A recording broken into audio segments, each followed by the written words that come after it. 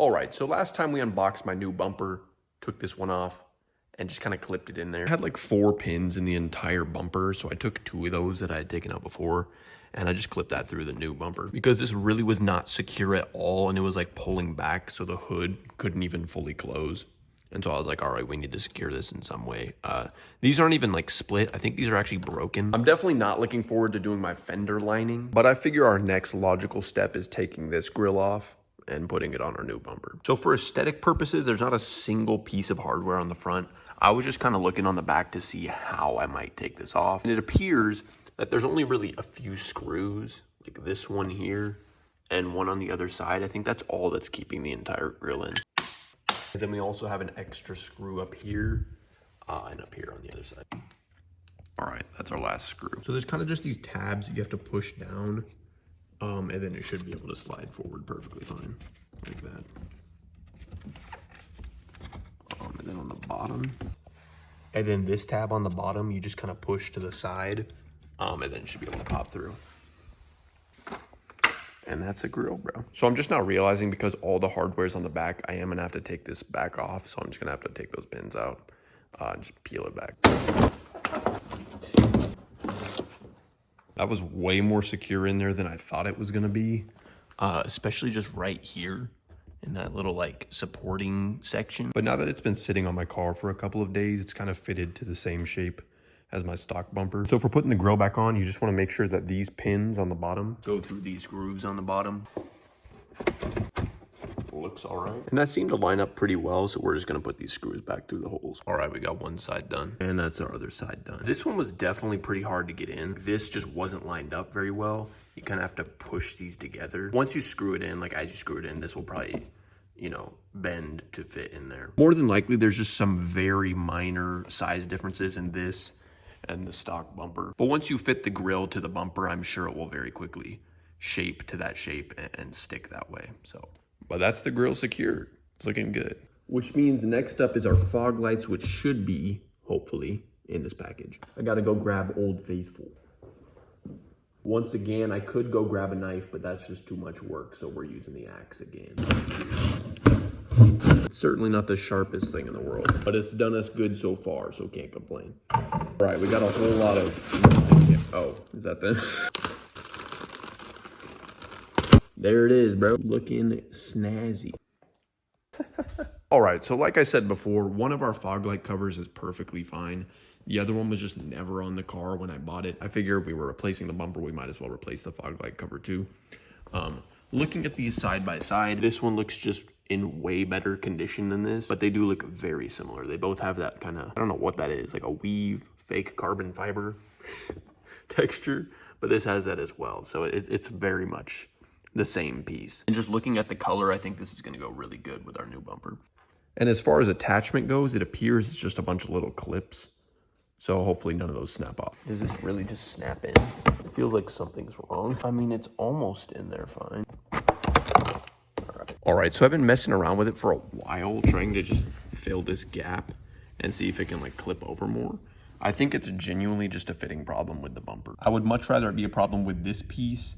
That way I can keep the bumper. And if this really annoys me, I can just go to a junkyard and get the same piece that actually fits properly. But I don't know if there's any way to fill that gap otherwise and make it look normal. And once again, like the case with the grill, it may be that the fog light like frame and the fog light itself might actually shape this more into place over time, or it could make it worse.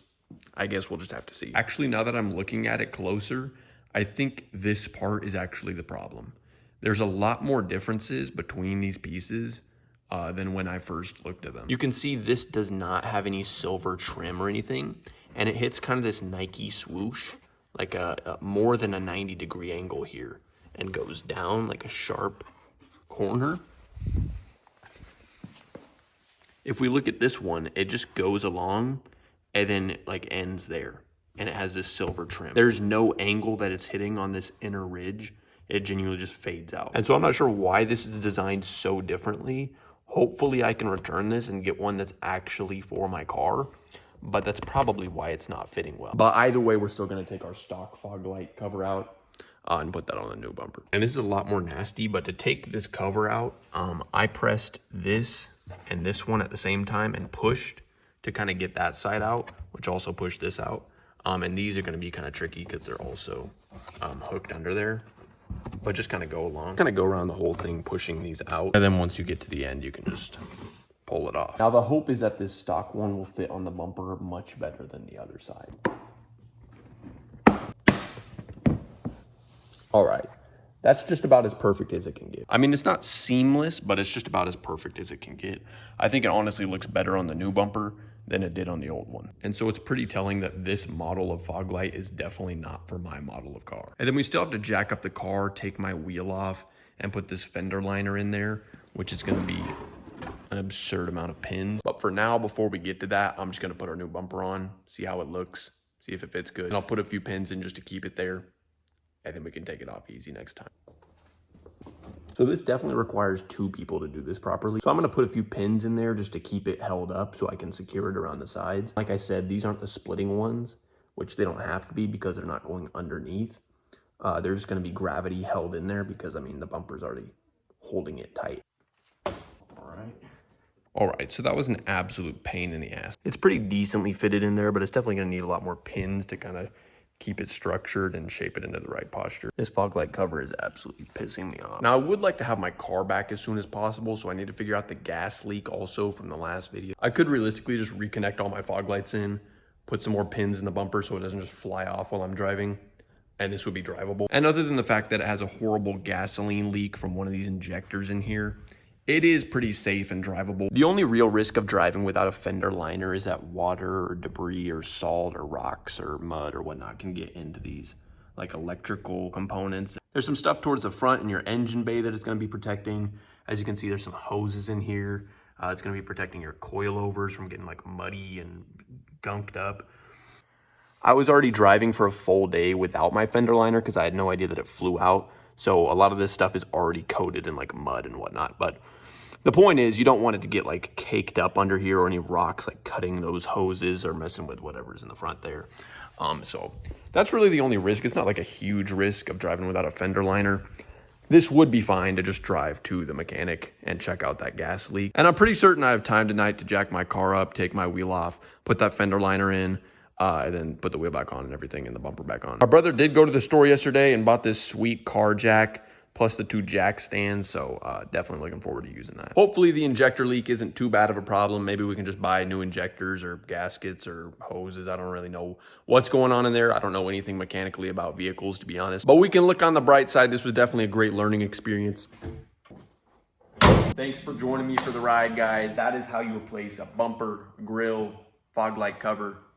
And we'll get to that fender liner hopefully later today. If not, it'll be like a week from now. Overall, this was more fun than anything. It definitely was not difficult. Like I said in the last video, genuinely a toddler could do this. If you don't have like a beautiful 2024 vehicle that's like upwards of 50K with beautiful, perfect paint and great insurance, there is no reason you should ever have to go to an auto body shop for stuff like this, bro. If it's a plastic part of the vehicle, it's genuinely so easy to just replace it yourself. And if it's a metal part that's been damaged and you have the resources to buy some paint, it's genuinely not hard at all to just do that yourself. It's gonna be so much more expensive getting stuff painted at an auto body shop, getting dents taken out. Genuinely just do it yourself, bro. I'm aware I don't have the most beautiful vehicle out there, but it's getting more beautiful by the day. I can't wait to get some custom modifications on this when it's all up and running.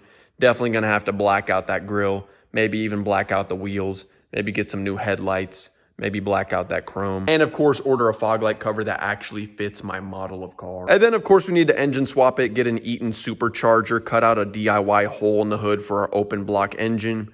And then I think it'll be perfect. The previous owner did also get T-boned, and there's kind of this huge dent in my door. The doors do open and close perfectly fine, but it is still a little bit annoying to just have this giant dent in the side of my car. It does feel pretty great to make my car look better than when I bought it. Another thing is this little plastic mud flap piece fell off. You can see it's on the back. We got it on the other back and the other front.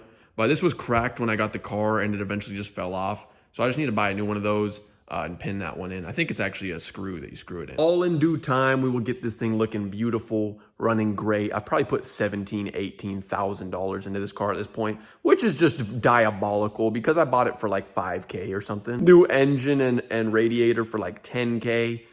And then just all this stuff is like, bro, We can't be for real, bro. This is just diabolical. But I absolutely love my Impreza, so I'm not going to be complaining, bro.